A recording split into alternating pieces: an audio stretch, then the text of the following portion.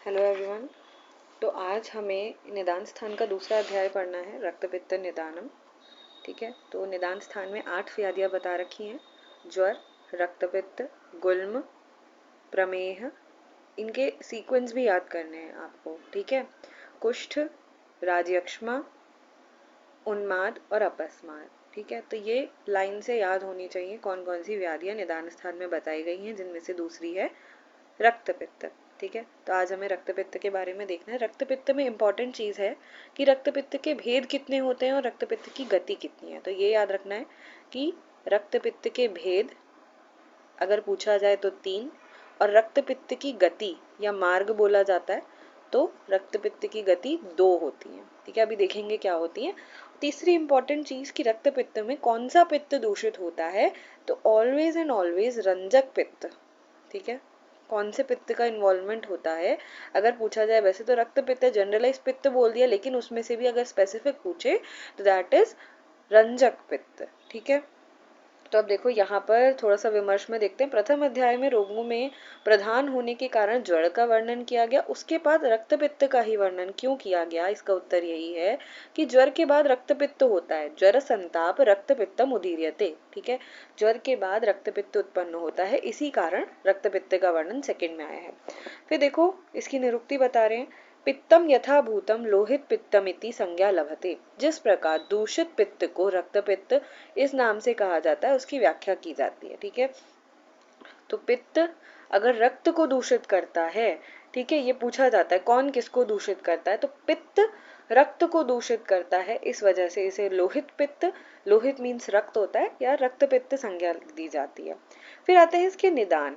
तो क्या क्या निदान है, मैंने पहले भी जब 27वां अध्याय पढ़ा रही थी तो वहां पे मैंने 2 चीजें बताई थी, कोरदूष और उद्दालक।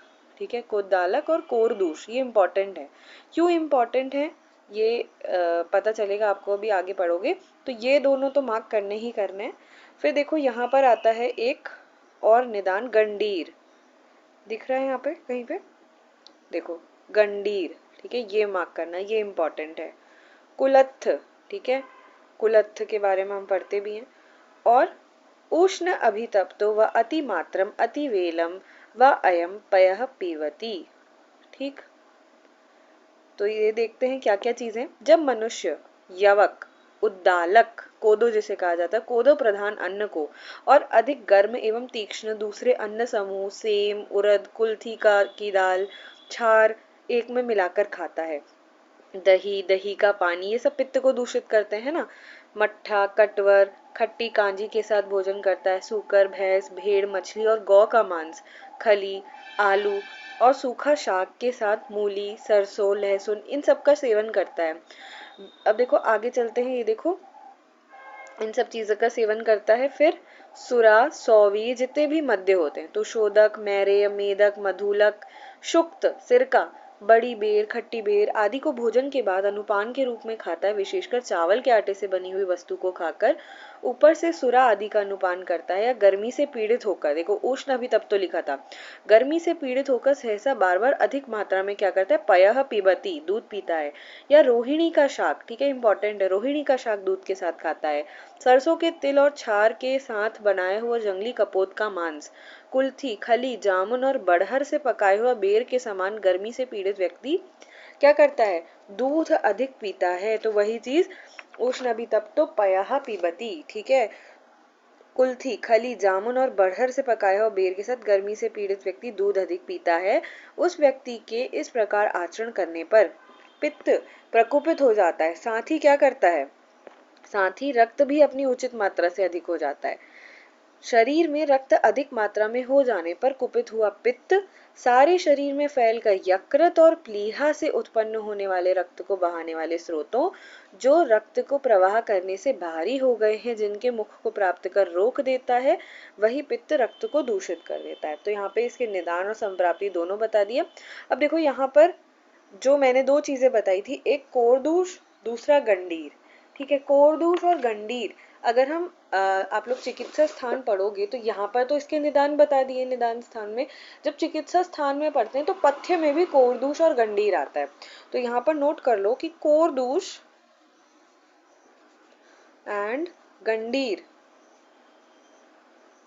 दे आर बोथ निदान एज वेल एज पथ्य, यानी चिकित्सा बोल सकते हैं एक तरीके से। बोथ निदान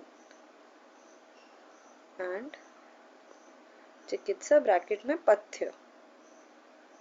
ठीक, फिर आता है रक्त पित्त की निरुक्ति। तो क्या बोल रहे, संसर्ग लोहित प्रदूषणात् लोहित गंध वर्ण अनुविधानांश्च पित्तम लोहित पित्तम आचक्षते।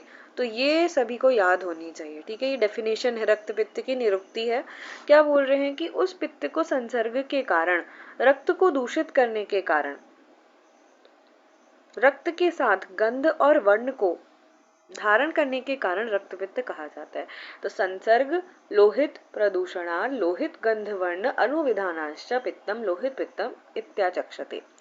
अब आते हैं रक्त पित्त के पूर्व रूप की बात करते हैं। तो ये जो निदान स्थान है ना, इनमें पूर्व रूप बहुत इंपॉर्टेंट है हर एक के। तो जैसे मैंने ज्वर का पूर्व रूप याद कराया था, उसमें एक बच्चे का इमेजिन करना था, बालेभ्यो प्रद्वेष ऐसे करके बताया था, है ना, गुरुणाम वाक्येषु अनुसूया ऐसे करके याद कराए थे। तो देखो रक्त पित्त में भी ऐसे ही कुछ याद करना है। रक्त पित्त में एक इमेजिन करो कि एक इंसान है, क्या करता है, स्मोकिंग करता है, और स्मोकिंग करने के बाद क्या होता है, रक्त पित्त है, तो स्मोकिंग करने से क्या होता है, उसको उल्टी आती है, और उल्टी में क्या निकलता है, खून निकलता है। ऐसे करके याद कर लो, एक इमेजिनेशन कर लो कि रक्त पित्त का रोगी क्या है, स्मोकर है, और स्मोकिंग करने के बाद उसको क्या होता है, वॉमिटिंग होती है। तो देखो इसको याद करेंगे ऐसे कि इंपॉर्टेंट लक्षण है क्या, मुखाद धूम आगमन। ठीक है, मुख से क्या निकलेगा, धूम निकलता है ऐसा।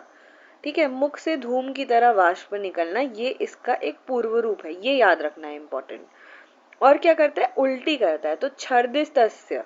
ठीक है, क्या करेगा, उल्टी करेगा, और क्या होगी, वो उल्टी करेगा तो विभत्सता, यानी गंदा सा लगेगा। ठीक है, घृणा सी होगी उसे, उस उल्टी से, अब होती है उल्टी। और देखो छर्देर अभीक्षणम आगमनम। ठीक है, छर्दी होती है, ठीक है, बार बार क्या होगी, छर्दी के वेग आएंगे, और छर्दितस्य विभत्सता, और उससे क्या होगी, घृणा सी उत्पन्न होगी। अब देखो छर्दी होगी तो क्या होगा, स्वर भेद अपने आप हो जाएगा। ठीक है, बोलने में दिक्कत होगी, स्वर भेद हो जाएगा। गात्राणाम सदरम। अब देखो किसी को भी अगर ऐसे वॉमिटिंग ये चीजें कराते हैं तो बॉडी वीक पड़ जाती है ना, ज्यादा वॉमिटिंग हो गई है तो गात्राणाम सदनम, बॉडी में क्या होगा, पेन होगा। ठीक है, अब पित्त बढ़ रहा है, खून निकल रहा है, तो क्या होगा, परिदाह। ठीक, शुक्त अम्ल गंध रस उद्गार, तो वॉमिटिंग से पहले उसे क्या आएगी, अम्ल खट्टी खट्टी उद्गार आएगी। ऐसे करके रिलेट करके याद कर सकते हो।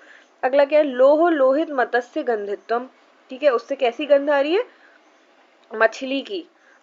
ठीक है, लोह लोहित, लोह की तरह, और लोहित बोलते हैं रक्त की गंध की तरह, मत्स्य की गंध की तरह, आम की गंध की तरह गंध आएगी उससे। ठीक है, उसके मुख से, आस्य बोला है ना, चस्य आस्य। ठीक है, तो आस्य मुख को बोला जाता है। फिर देखो रक्त हरित हारिद्रत्वम अंग अवयव शक्रन मूत्र स्वेद लाला सिंघाणकास्य कर्णमल पिडको पिड का नाम। एक सेकेंड, हाँ एक सेकेंड वेट करेंगे।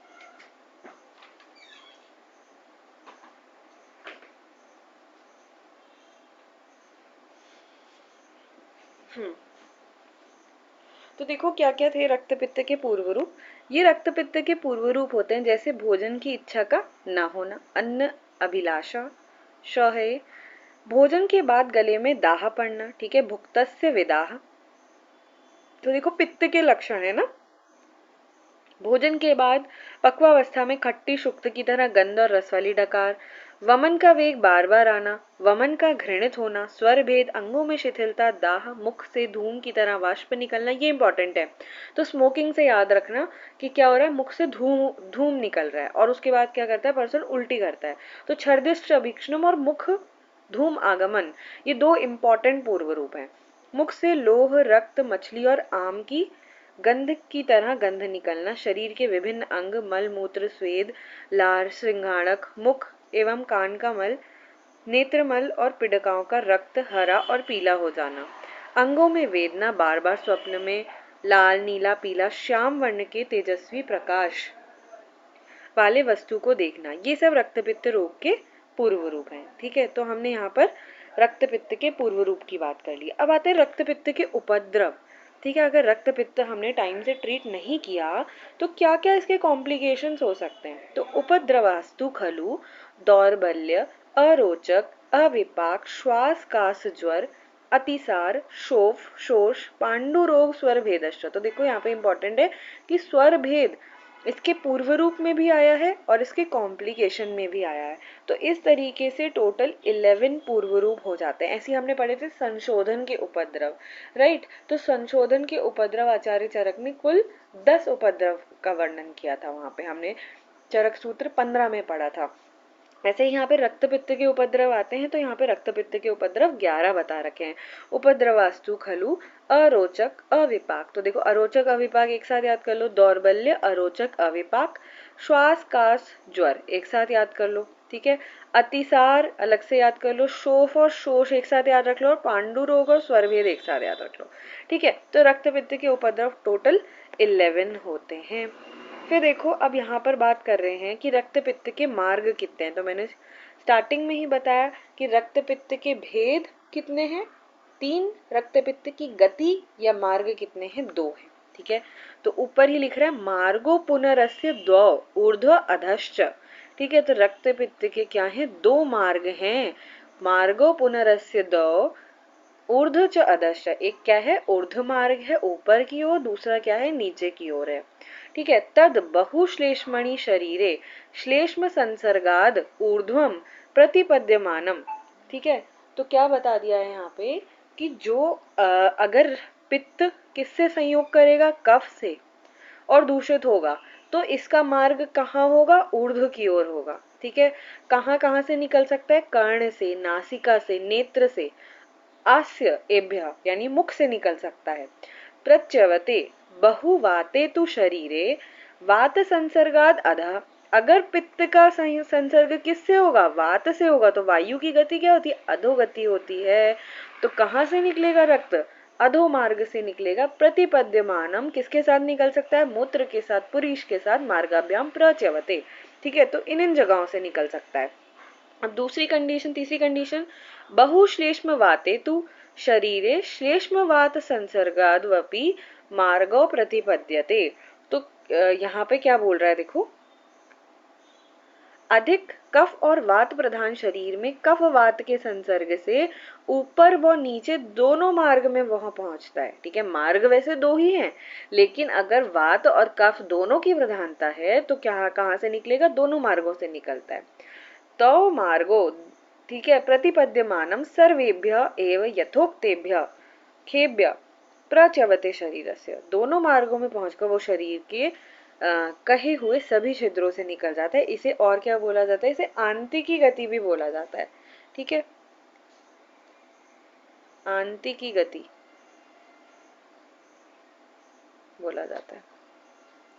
ठीक है, वैसे इसकी गति कितनी है, 2 है, एक ऊर्ध्व एक अधः, और इसके मार्ग कितने हैं, मार्ग भी 2 ही है, एक ऊर्ध्व एक अधः। ठीक है, और वो क्यों है, क्योंकि देखो हम वमन कराते हैं, वमन में किसकी प्रधानता होती है, कफ की प्रधानता होती है, ये ऊर्ध्व मार्ग से निकलता है वमन, क्योंकि कफ का स्थान क्या है, ऊर्ध्व है ना, ऊर्ध्व आमाशय, ये जो हमारा उर है, चेस्ट रीजन है। ठीक है, तो ये सारा ऊपर के मार्ग से निकलता है, क्योंकि इसमें पित्त के साथ कफ का संयोग है अगर रक्त पित्त में, तो ऊर्ध्व मार्ग से निकलेगा।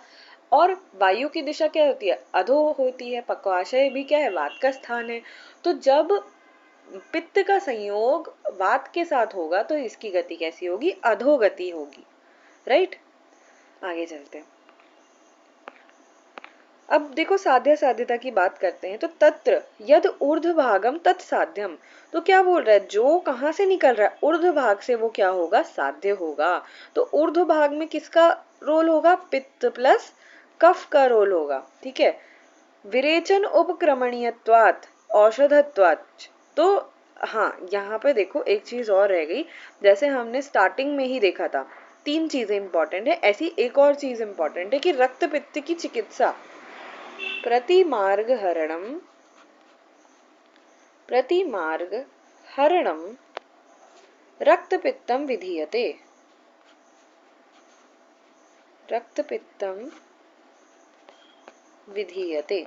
ठीक है, तो प्रतिमार्ग हरणम का क्या मतलब है कि ऑपोजिट मार्ग से निकालना, ये रक्तपित्त की चिकित्सा है। मींस अगर ऊर्ध्वगत रक्तपित्त है तो चिकित्सा क्या करोगे, अधोगत करोगे, और अगर अधोगत रक्तपित्त है तो चिकित्सा ऊर्ध्वगत की जाएगी। ओके, तो ऐसी चिकित्सा की जाएगी। एक सेकेंड रुकना, मैं आ रही हूँ।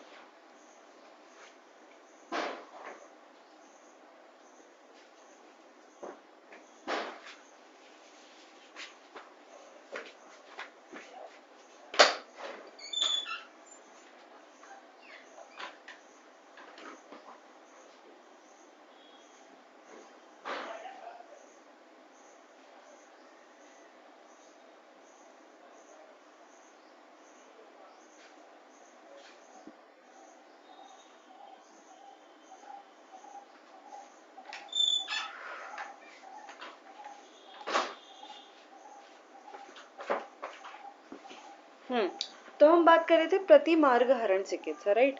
तो प्रतिमार्ग हरण का क्या मतलब है कि उसके ऑपोजिट मार्ग से निकालना रक्तपित्त की चिकित्सा कहलाता है। तो अब हम आगे बात कर रहे थे साध्य असाध्यता के बारे में। तो हमने कहा कि ऊर्ध्वगत रक्तपित्त जो है वो साध्य होता है। वाई?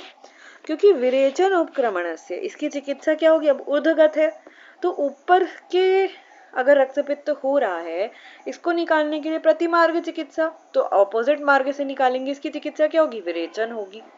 और विरेचन होने से ये साध्य है। और क्या लिखा है, बहु औषधत्वाच, कि इसकी जो औषधियां हैं ये ज्यादा होती हैं। ठीक है, अभी सुनते जाओ। दो रीजंस बता दिए कि ऊर्ध्वगत साध्य क्यों है, क्योंकि इसका उपक्रम क्या होगा, विरेचन होगा।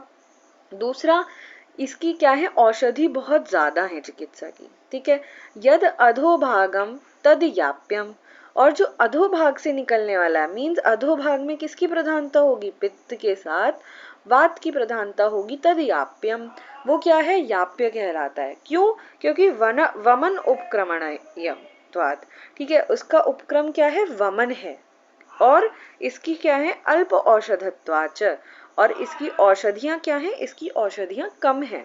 यद उभय भागम तत्साध्यम, और अगर उभय भाग यानी दोनों मार्गों से निकल रहा है, वो क्या हो जाता है, असाध्यम।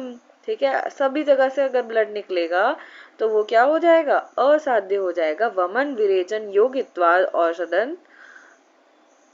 ठीक है, तो यहाँ पर क्या बता दिया है, यहाँ पर बता दिया है कि ऊर्ध्वग रक्तपित्त क्या होगा, ऊर्ध्वग रक्तपित्त तो साध्य होगा। क्यों, क्योंकि उसके दो रीजंस बता दिए, एक कि ये विरेचन साध्य है, दूसरा इसका रीजन बता दिया है कि इसकी औषधियां बहुत ज्यादा हैं, कि विरेचन कराने वाली औषधियां काफी हैं हमारे पास उपलब्ध। सेकंड बता दिया कि जो अधोभाग वाला है, अधोभाग वाला क्या होगा, याप्य होगा। वाई? क्योंकि इसकी जो चिकित्सा होती है, इसकी चिकित्सा वमन होती है और इसकी औषधियां कम उपलब्ध हैं। ठीक है, तीसरा क्या बताया कि जो उभय भाग से जाता है वो रक्तपित्त क्या होगा, असाध्य होगा। ठीक है, क्योंकि अगर दोनों मार्गों से निकल रहा है तो अगर हम वमन कराएंगे तो भी वो साध्य नहीं होगा, क्योंकि दोनों मार्ग से निकल रहा है। ठीक है, केवल अधो से नहीं निकल रहा है, केवल ऊर्ध्व से नहीं निकल रहा है, ना ही हम उसमें विरेचन करा सकते हैं, ना ही उसमें खाली वमन करा सकते हैं, और वमन विरेचन क्रिया साथ में नहीं कराई जाती है। तो इसी वजह से जो उभय भाग से निकलने वाला रक्तपित्त होता है वो असाध्य हो जाता है। ठीक, तो साध्य असाध्यता की हमने बात कर ली। ऊर्ध्व वाला ये बिल्कुल क्लियर होना चाहिए। ठीक है, इसको साइड में लिख के भी एक बार याद कर लो कि मैं क्या बोलना चाह रही हूँ। देखो, मैंने बोला कि जो ऊर्ध्वगत रक्तपित्त है इसमें पित्त के साथ कफ का संसर्ग है, राइट। अब इसकी चिकित्सा क्या होगी, प्रतिमार्ग हरण, क्योंकि ऊपर से जा रहा है तो चिकित्सा नीचे से कराओ, विरेचन कराओ। ठीक, अब देखो पित्त की चिकित्सा विरेचन ऑलरेडी होती है। ठीक है, और कफ के लिए भी कई बार अगर कफ अधोगत चला जाता है तो उसकी भी चिकित्सा में विरेचन कराया जा सकता है। ठीक है, थोड़ा बहुत कफ विरेचन से भी निकलता है। ठीक है, तो पित्त और कफ विरेचन इसकी चिकित्सा हो गई, तो ये काफी हद तक क्या है, साध्य हो जाती है, और ये इसको क्या बोला गया है, साध्य बोला गया है। और इस कंडीशन में जो चिकित्सा करने के लिए औषधियां होती हैं वो बहु है, बहुत ज्यादा है, तो बहु औषधत्वात्, ठीक है, बहु औषधत्वात्, बहुत सारी औषध उपलब्ध है हमारे पास। दूसरा पॉइंट क्या आता है, अधोगत रक्तपित्त। अधोगत रक्तपित्त में पित्त के साथ क्या होता है, वात का संसर्ग होता है।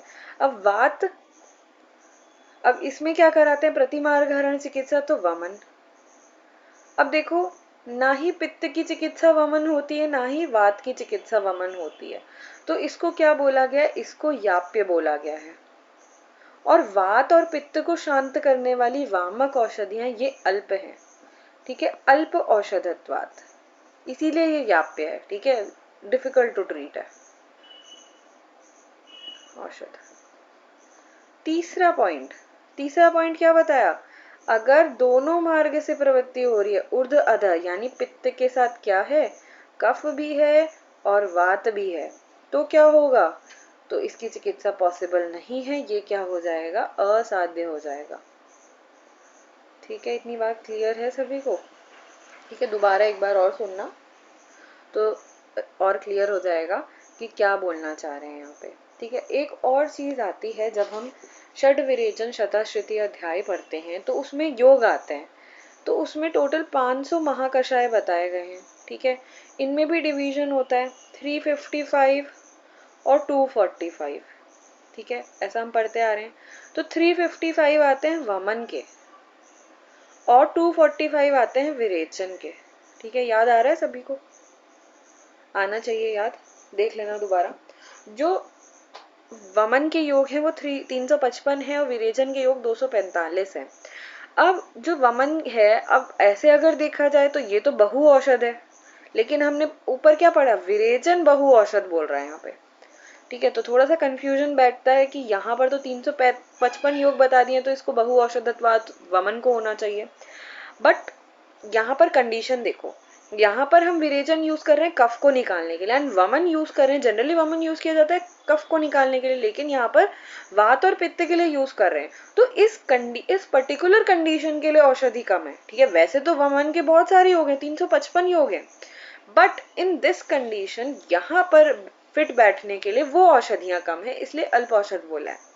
ठीक है, तो ये समझना है हमें इससे। अब वापस टेक्स्ट पे आते हैं। तो ये हमने साध्यता देख ली। अब देखो रक्त पित्त का विप्रकृष्ट कारण देखते हैं। तो सन्निकृष्ट और विप्रकृष्ट निदान मैंने पहले ही लेक्चर में बताया है कि सन्निकृष्ट मीन्स नियरेस्ट कॉज, विप्रकृष्ट मीन्स डिस्टेंट कॉज। ठीक है, डायरेक्टली हमें दिख नहीं रहा है, दूर से ही बीमारी को कॉज कर रहा है। तो देखो विप्रकृष्ट कारण में क्या बोल रहे हैं, रुद्र कोपम महर्षिगणा।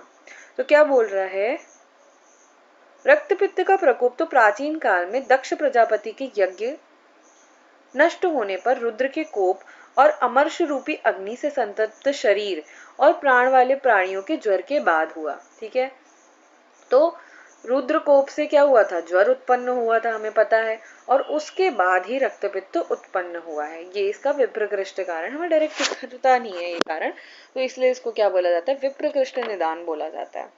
ठीक है, अब देखो यहाँ पर थोड़ा सा चिकित्सा सूत्र बताया गया कि रक्त पित्त का शॉर्ट में चिकित्सा सूत्र बता दिया। क्या बोल रहे हैं देखो, हिंदी में पढ़ते हैं। सावधानी पूर्वक वैद्य को उचित है कि शीघ्र ही नाशक दावाग्नि की तरह यह रक्त पित्त रोग आपतित हो जाए। ठीक है, अगर रक्तपित्त हो जाए तो अत्यधिक इस रोग की शांति का प्रयत्न मात्रा, देश, काल का विचार कर संतर्पण के द्वारा या अपतर्पण के द्वारा तथा मृदु, मधुर, शीत, तिक्त और कषाय प्रधान भोजन के द्वारा और बाहरी शरीर पर लेप, परिषेक, स्नान, ऊपर से जल गिराकर अवगाह, स्पर्श और वमन द्वारा शीघ्र ही करना चाहिए। ठीक है, तो ऊपर एक तो चिकित्सा अभी समझाई मैंने, प्रतिमार्गहरण आगे भी आएगी। वो प्रतिमार्गहरण क्या होता है, यहाँ पर एक शॉर्ट में बता दी कि क्या करना है, क्योंकि देखो ब्लड निकल रहा है, कहीं ना कहीं अपतर्पण हो रहा है व्यक्ति का, उस कंडीशन में क्या करना है, संतर्पण के द्वारा करना है चिकित्सा। ठीक है, या अपतर्पण भी करा सकते हैं कई बार, मतलब हमें क्या करना है, व्यक्ति के बल अबल का विचार करके करना है। क्योंकि स्टार्टिंग में भी कई बार ऐसा बोला जाता है, अगर रक्त आ रहा है तो स्टार्टिंग वाला रक्त आने दिया जाता है, दूषित रक्त निकलता है, फिर उसको रोकने का प्रयास करना चाहिए ना, तो ये बोला है। और क्योंकि पित्त दूषित है तो सारी मृदु शीतल चिकित्सा की जाएगी। ठीक, परिषेक वगैरह किया जाता है, तो यहाँ पर ये बता दिया। अब देखो साध्यता में कारण बता रहे हैं। तो देखो जो ऊर्ध्व भाग से निकलता है वो रक्त पित्त साध्य हम देख चुके हैं, क्योंकि उसमें विरेचन दिया जाता है और उसकी औषध बहुत सी है, बहु औषधत्वात्। विरेचन पित्त को विजय करने के लिए उत्तम औषध है। मैंने बताया विरेचन is the best medicine for pitta, और उसमें जो कफ का संबंध होता है उसके लिए भी विरेचन मध्यम है, मैंने कहा थोड़ा मात्रा में निकाल सकता है। ऊर्ध्वगत रक्तपित्त में मधुर औषधि उपयोगी होती है, इसलिए ऊर्ध्वगत रक्तपित्त साध्य होता है, ये बता दिया है। अब आगे अधोगत रक्तपित्त याप्य क्यों है, तो यहाँ पर फिर से बता दिया है, जो रक्तपित्त अधोभाग से निकलता है वो वमन के अल्प लाभ करने से, ठीक है, वमन कोई लाभ नहीं करेगा, बहुत ही कम लाभ करेगा इन केस ऑफ वात प्रधानता, तथा औषधियों के अल्प होने से याप्य, और इस कंडीशन के लिए औषधियां अल्प हैं। वमन पित्त को निकालने में उत्तम नहीं होता है और अधोभाग में जो वात का संबंध रहता है, ठीक है, उससे दूर करने में वमन हीन होता है। सब पित्त और वात अगर मिल रहा है तो उसके लिए वमन निकृष्ट औषधि है, ठीक है, निकृष्ट प्रक्रिया है जिससे हम उसे दूर करें। इसलिए कषाय और तिक्त रस इससे लाभदायी नहीं होते, इसलिए जो रक्तपित्त अनुलोमन अधोभाग से जाता है वह याप्य कहा गया है। अब आते हैं असाध्य, तो मैंने बताया था कि अगर दोनों मार्ग से निकले तो असाध्य हो जाता है। अब देखो यहाँ पर इंपॉर्टेंट लाइन आ रही है जो मैंने बताई, प्रति मार्ग च हरण और रक्त पित्ते विधीयते, ये इंपॉर्टेंट है। जो रक्त पित्त दोनों मार्गों से प्राप्त करता है उसे ऊपर बताए हुए कारणों से असाध्य समझना चाहिए। रक्त पित्त में विरुद्ध मार्ग से दोषों के निकालने का विधान है, किंतु उभय मार्ग रक्त पित्त के लिए विरुद्ध मार्गगामी कोई औषध नहीं है कि अगर ऊपर और नीचे दोनों से निकल रहा है, ऊपर की विरुद्ध क्या नीचे, लेकिन नीचे से भी निकल रहा है भाई, तो क्या ही चिकित्सा कर सकते हैं हम। इसी प्रकार इसकी शांति भी किसी प्रकार नहीं होती, क्योंकि संश्लिष्ट दोषों में सभी दोषों को जीतने वाला औषध देना ही उचित माना है। इस प्रकार मार्ग भेद से 3 प्रकार के परिणाम वाले रक्तपित्त कहा गया है, राइट। अब असाध्यता का कारण, तो ये हम बहुत बार देख चुके हैं। इन नीचे बताए हुए कारणों से कुछ साध्य रोग भी असाध्य हो जाते हैं, परिचारक और उपकरण के अभाव से, ठीक है, ये जनरल बता दिया है। रोगी के अधीर होने से, वैद्य के दोष से, उचित चिकित्सा न करने से कोई कोई रोग साध्यता का अतिक्रमण कर जाते हैं और असाध्य में कन्वर्ट हो जाते हैं, ठीक है। तो प्रतिमार्ग हरण चिकित्सा किसके लिए बताई गई है, रक्तपित्त के लिए बताई गई। ऐसी आती है स्वमार्ग हरण चिकित्सा, तो स्वमार्ग हरण चिकित्सा आती है अम्ल पित्त के लिए, ठीक है, नोट कर लो, स्व मार्ग, ठीक है, अपने ही मार्ग से निकालना, हरण चिकित्सा, तो स्वमार्ग हरण चिकित्सा की जाती है अम्ल पित्त में, ठीक। असाध्य के लक्षण, यहाँ साध्य और याप्य रक्तपित्त रोग में क्रमशः याप्य और असाध्य हो जाने के कारण असाध्यता ही होती है, इसलिए रक्तपित्त का यह विज्ञान बताया कुछ नहीं है। तो यहाँ पर हमने क्या देखा, देखो और भी, जब रक्तपित्त रोग में गिरने वाले रक्त का वर्ण कैसा हो जाए, काले या नीले या आकाश में दिखाई पड़ने वाले इंद्रधनुष की तरह लाल, हरा, पीला हो और उस रक्त में सफेद कपड़ा रंग जाए, अर्थात उसे रंग धोने पर भी ना छूटे, तो इसे क्या समझना है, हमें असाध्य समझना है। और भी लक्षण बता दिए असाध्य होने के, ठीक है। तो शक्र, धनुष, प्रभम, ठीक है, इंद्रधनुष के जैसा, शक्र बोला जाता है इंद्र को, तो इंद्रधनुष के जैसा अगर वर्ण हो जाए जो उसका रक्त निकल रहा है, और यद वासो रंजनम चयत, और क्या हो रहा है, अगर कपड़ा उसमें डाला जाए उस रक्त में और कपड़ा धुले ना, ठीक है, उसका रंग ना छूटे, तो वो असाध्य कहा जाता है। गिरने वाले रक्त में दुर्गंध अधिक हो, रक्त मात्रा में अधिक गिरता हो, सभी उपद्रव एक साथ हो और बल एवं मांस के क्षय होने पर यदि रोग हो जाए तो असाध्य होता है।